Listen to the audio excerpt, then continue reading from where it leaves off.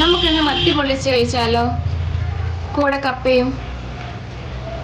അതിന് വേണ്ട ഇൻഗ്രീഡിയൻസ്: കപ്പ, പിന്നെ ഇത് വെളുത്തുള്ളിയും പച്ചമുളക്, കറിവേപ്പില, കൊച്ചുള്ളി എല്ലാം കൂടെ ചതച്ചത്, തേങ്ങ, കുരുമുളകും മഞ്ഞൾപ്പൊടി. അത് നമ്മുടെ മീൻ മസാല കൂട്ടാൻ വേണ്ടിയിട്ട് പോകുന്നത്. ഇത്തിരി ഉപ്പും കൂടി ഇടണം. കാണാം. നമുക്ക് ഈ കപ്പ ഒന്ന് വേവിച്ചെടുക്കാവേ. ഞാൻ അടുപ്പിലോട്ട് ഇത്തിരി വെള്ളം വെച്ച് അതിനകത്തൊക്കെ നമുക്ക് കപ്പ ഇട്ട് കൊടുക്കാം.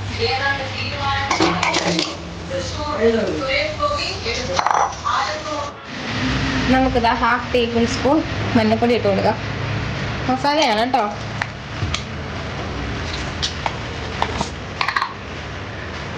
പിന്നെ 1/2 ടീസ്പൂൺ തന്നെ കുരുമുളക് പൊടി. ഇച്ചിരി ഉപ്പും കൂടെ ആഡ് ചെയ്ത് കൊടുക്കണേ.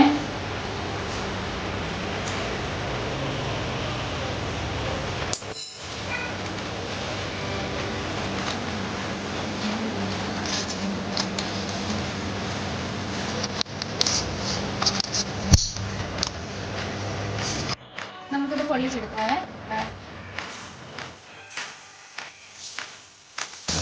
ചെറിയ തീയിൽ വെച്ച് പൊള്ളിച്ചെടുക്കാം. ഇതിനകത്ത് ഇത്തിരി കറിവേപ്പില ഇട്ട് കൊടുക്കാം. ആവശ്യത്തിനുള്ള ഉപ്പും കൂടെ. നമ്മുടെ മീൻ പൊള്ളിച്ചത് റെഡി ആയിട്ടുണ്ട്. ഇനി കപ്പയും കൂടെ റെഡി ആയി കഴിഞ്ഞാൽ നമുക്ക് കഴിക്കാം.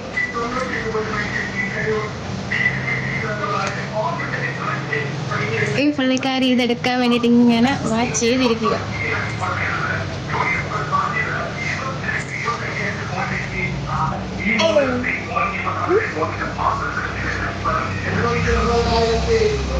പുള്ളിക്കാരിക്ക് ഇതൊക്കെയാണ് പണി. സവാള കണ്ട് അപ്പം നമ്മുടെ കപ്പ ഇവിടെ വെന്ത് കഴിഞ്ഞിട്ടുണ്ട്. നമുക്കത് ഊറ്റി മാറ്റാവേ.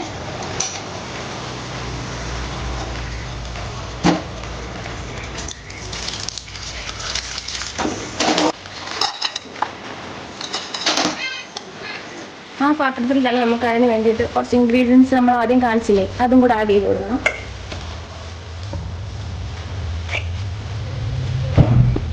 ഒരു 2 സ്പൂൺ വെളിച്ചെണ്ണ,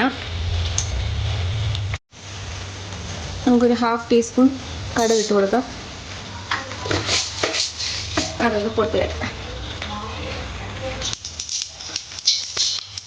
കടുക് ഇവിടെ പൊട്ടി വന്നിട്ടുണ്ട്. നമുക്ക് നേരത്തെ എടുത്ത് വെച്ച ഇൻഗ്രീഡിയൻസും കൂടെ ആഡ് ചെയ്യാം. ഇതിനകത്ത് ഞാൻ കുറച്ച് വറ്റൽമുളകും കൂടെ എടുത്തിട്ടുണ്ട്.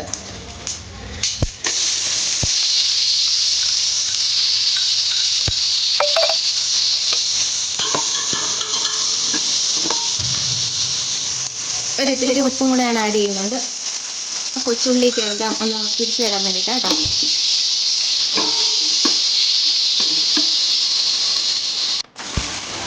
അരക്കപ്പ് തേങ്ങ ചതച്ച് വെച്ചതുകൊണ്ട് അതും കൂടി ഇട്ട് കൊടുക്കണം.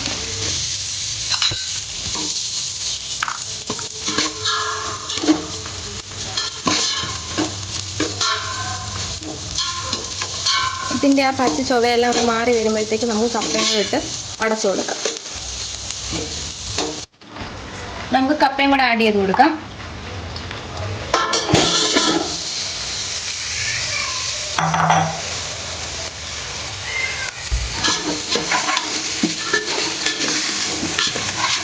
ഇതെല്ലാവരും ഒന്ന് ട്രൈ ചെയ്ത് നോക്കണം. അടിപൊളി ടേസ്റ്റ് ആയിരുന്നു. പിന്നെ ഒന്ന് ഉടച്ചു കൊടുക്കണം.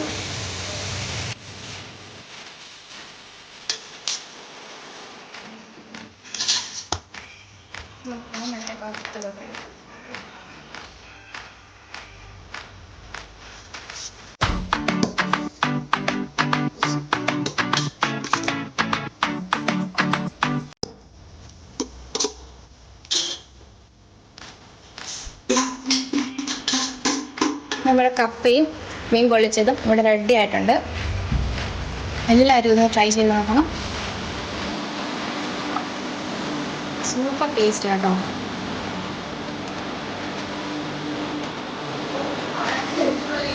നമുക്കിതൊന്ന് ടേസ്റ്റ് ചെയ്ത് നോക്കാവേ.